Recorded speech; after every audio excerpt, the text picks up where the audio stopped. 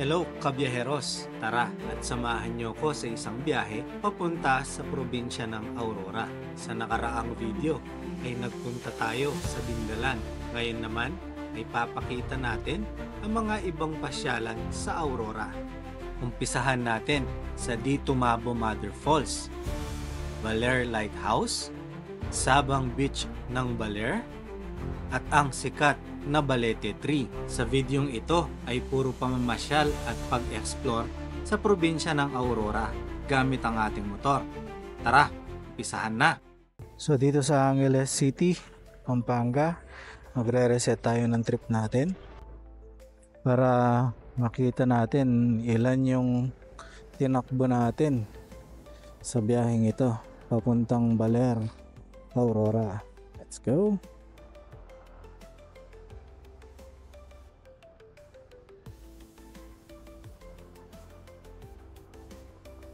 Chill lang tayo. Sana ay may makasabay tayo sa daan para hindi tayo naiinip. Pero sa ganitong oras palagay ko wala pa tayo makakasabay. Bandang Bungabon na siguro tayo may makakasabay. Let's go! Dadaan tayo sa may Lapas, tapos Saragosa. Doon tayo dadaan, kaya medyo madilim pero kaya naman, maliwanag naman yung ilaw ng motor natin. So time check, 2:32 ng umaga. Palagay ko tatagusin natin yung Bungabon Twisties kahit madilim. Sana may kasabayan tayo. Nakakatakot kasi kapag madilim yung daan taas ko lang mag-isa. Ayan, ganyan lang yung pacing natin, 80. Sakto lang, hindi naman kasi tayo nagmamadali. Let's go! I love Bungabon. Picture nga muna tayo dito.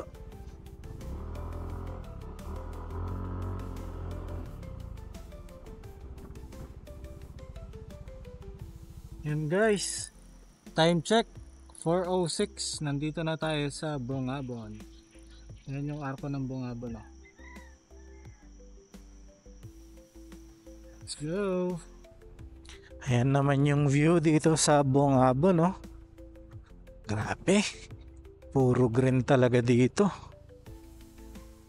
Bundok talaga. Tapos wala kang maririnig, napakatahimik oh.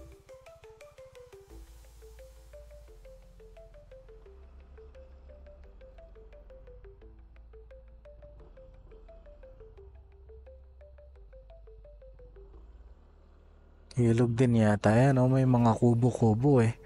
Pwede ka na sigurong magano dyan, tampisaw.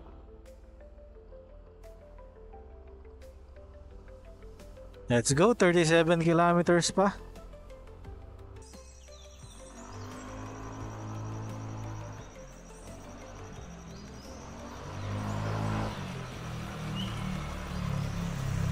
Okay, papalipad tayo ng drone. Ayun yung drone natin. Dito tayo sa magandang spot kasi sunrise ganda ng sinag ng araw. Sabi natin kanina, babae pala yung nagdadrive. Home point updated.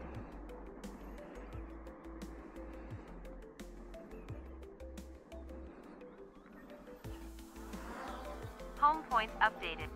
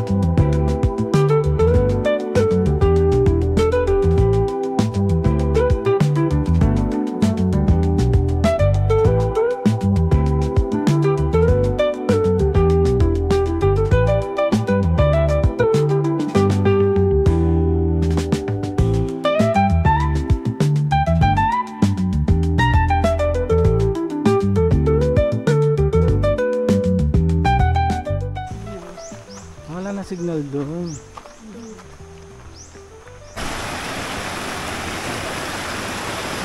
Tulay.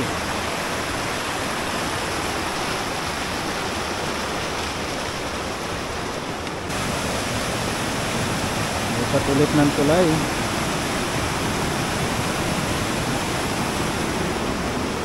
Pangatlong tulay.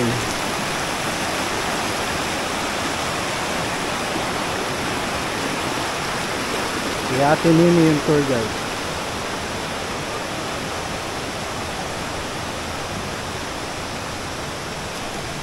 Kasi po nung walang tulay dito kami Silong oh.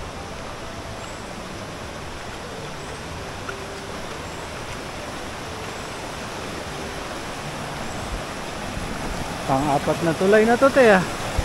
Ilang tulay to?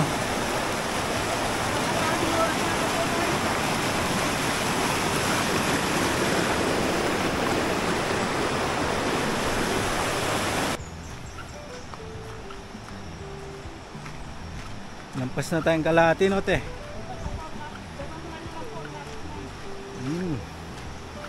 Mga 15 minutes na kami naglalakad.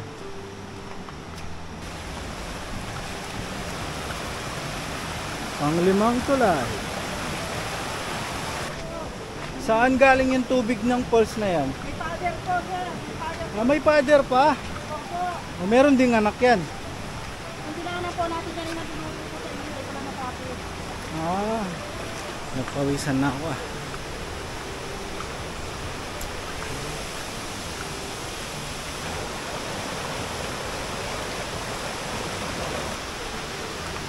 Galing pala sa tubo yung tubig, te. Ano? Kung na po din sa hydroponics lang po yung sir, kung hindi na po siya nag-operate. Kasi po, nakaraan siya ng bato. Tapos nabutas po nung bagyong Pepito. Ah, malakas yung bagyong Pepito dito, no? Pinagpawisan ako kahit malilim.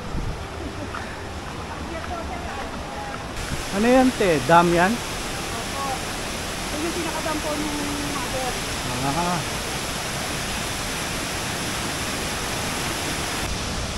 Linaw ng tubig, oh. Ayan yung Mother Falls.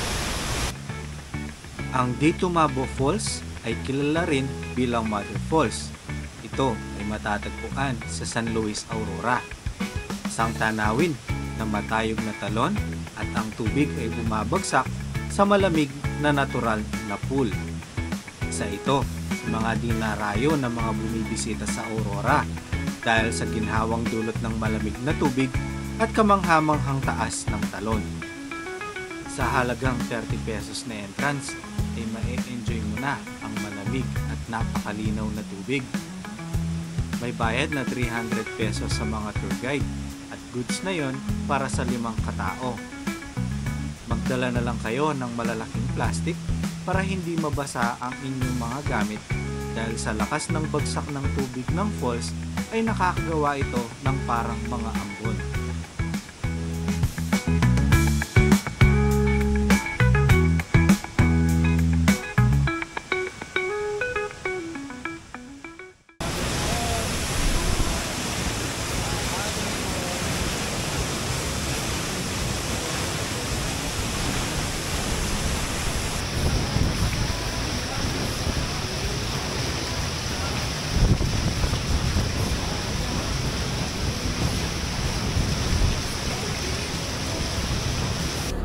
Alas 9 na. Galing na tayo sa Mother Falls. Makikita nyo, ayan o, may sampahin yung motor natin.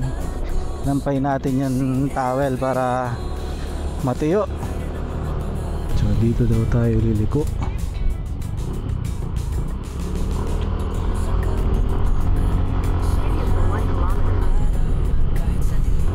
Puro pahon.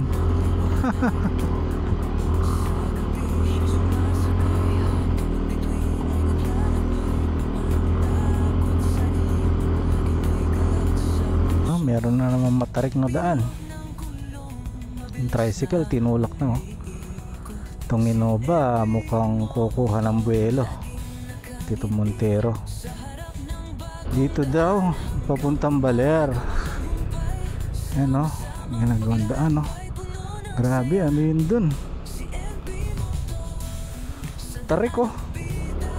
Ito river, tapos ito daw Libut, tapos papuntang Dinggalan. Ayan, ito papuntang Dinggalan, yun papuntang Baler. Ito pala. Oop, ginagawang daan, di pa gawain daan.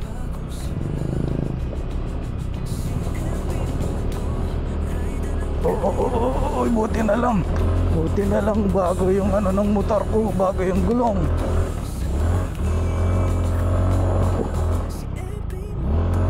Tarik ka.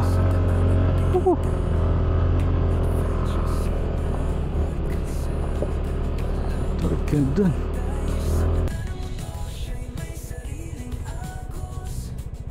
Ito na ba yan? Ito na ba yung spot na yun? Oo naman. Palagay ko dito na yun. Oo naman. Ay nako.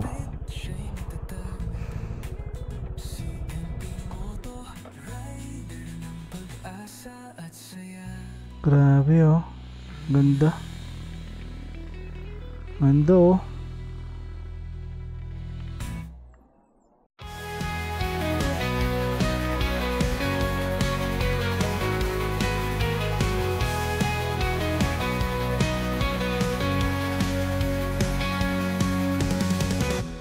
Ito ang Barangay Dibut sa San Luis, Aurora. Medyo pahirapan lang makarating dito dahil challenging ang daan para sa mga motorsiklo. Hindi mo aakalain na merong ganitong paraiso ang nakatago sa lugar na to.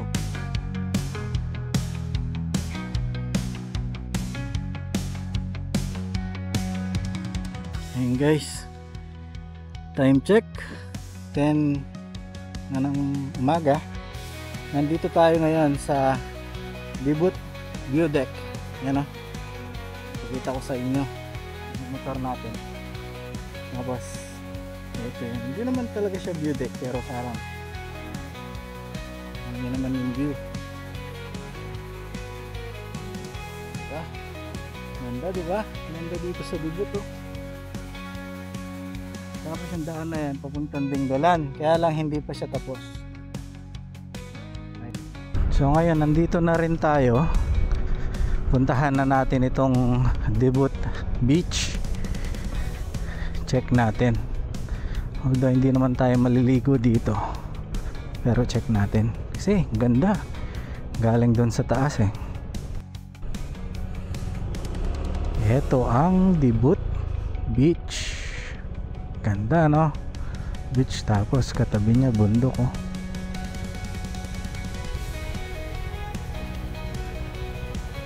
Dito iba yung kulay, tapos dun kulay asul.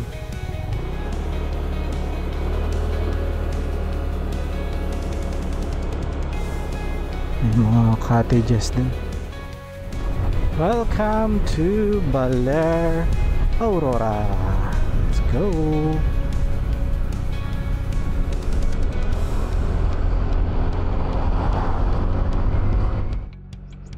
Guys, so mga rock formation, no? Low tide.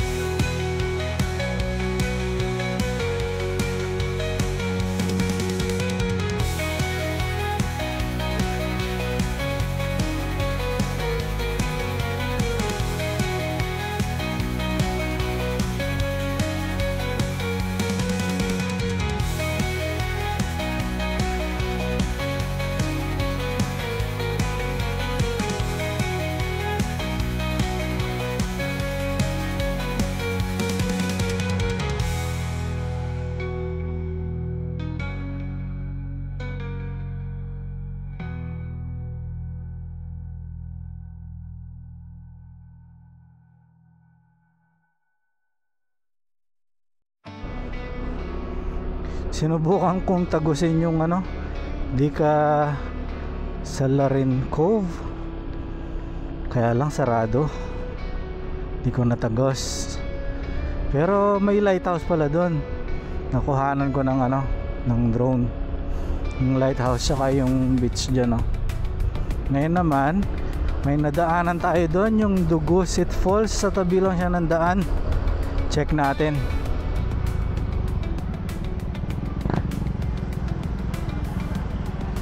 Oh, ito nga, yun yung falls. Tara, check natin.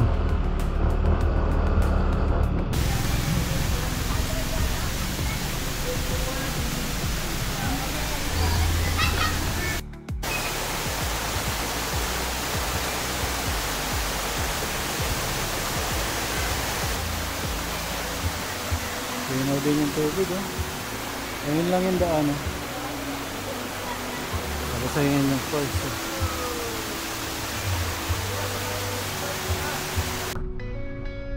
Yan po ang Baler Beach. 300 meters, your destination will be on the left.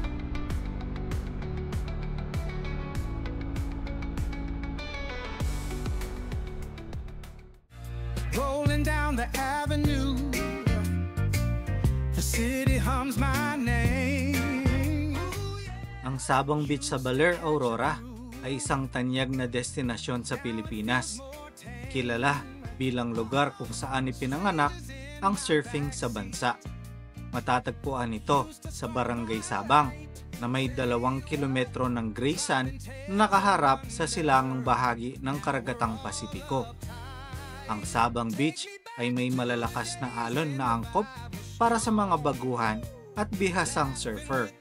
Dahil dito, naging tanyag ang Baler bilang surfing capital ng Pilipinas. Playing my own jam. Now it's GPS and silence. I'm wondering who I am.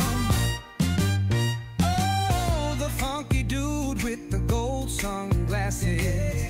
Bundle joy and stories. Yeah, we had our chances.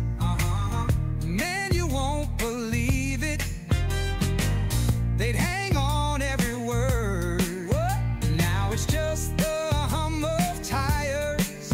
No thrills are stirred. Ooh, take me back to the days when the vibe was strong. Laughing with the strangers, singing all night long. Come on. Windows down, life abounds, playing my own jam. Ooh, now it's cheap. Welcome to Maria Aurora.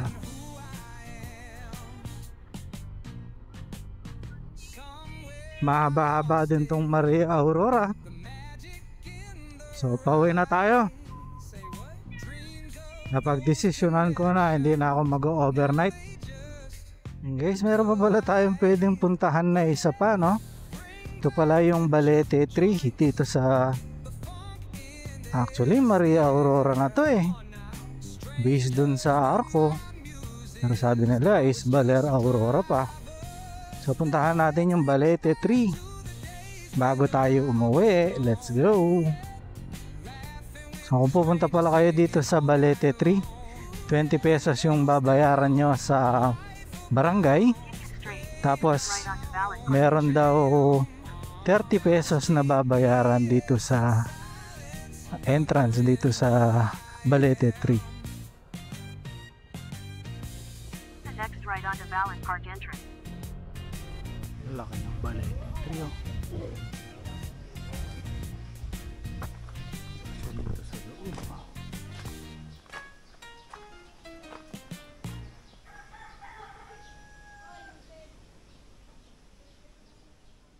Nakakatakot sa totoo lang.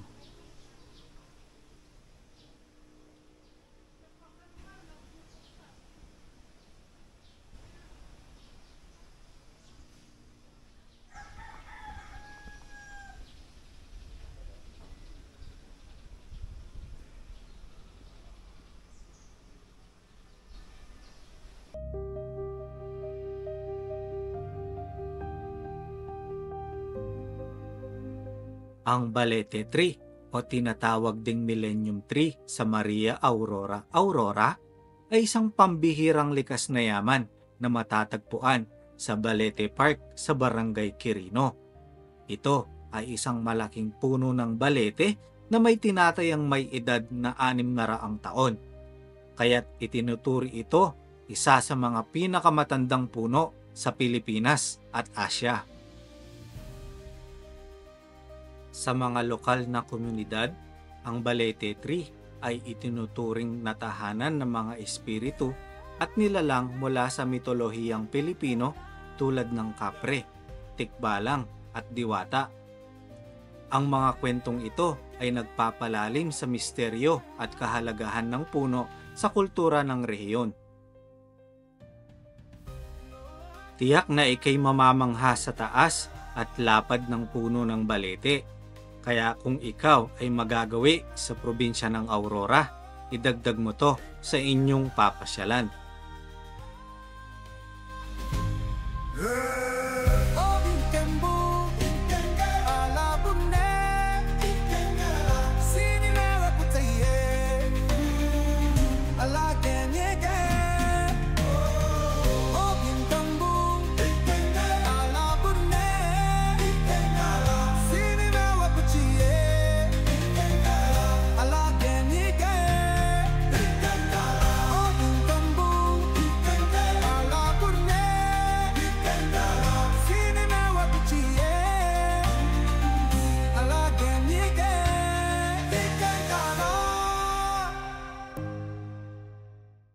Whistling with the wind, I carve through every turn, chasing all my dreams, feeling the engine burn.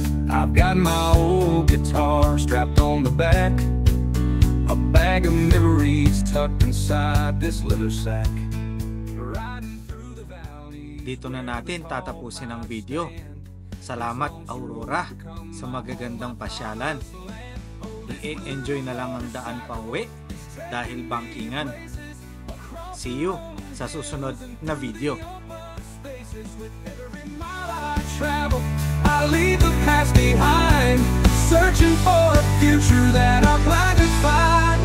Oh, this blue motorcycle, it's taking me places, across the rolling hills, through the open spaces. With every mile I travel, I leave the past behind, searching for a future that I'll gladly find. I see the smoke rising from the chimney stack, a distant little farmhouse where the road fades to black. The smell of pine and cedar mixes in the breeze. This journey's got me longing for the simplest of dreams. I stop by an old diner just to grab a bite. Folks here, they've all seen me riding day and night. They don't know my story, but they wave and smile. I guess they see the freedom in every passing mile. Oh, this blue motorcycle is taking me places, across the rolling hills and through the open spaces. With every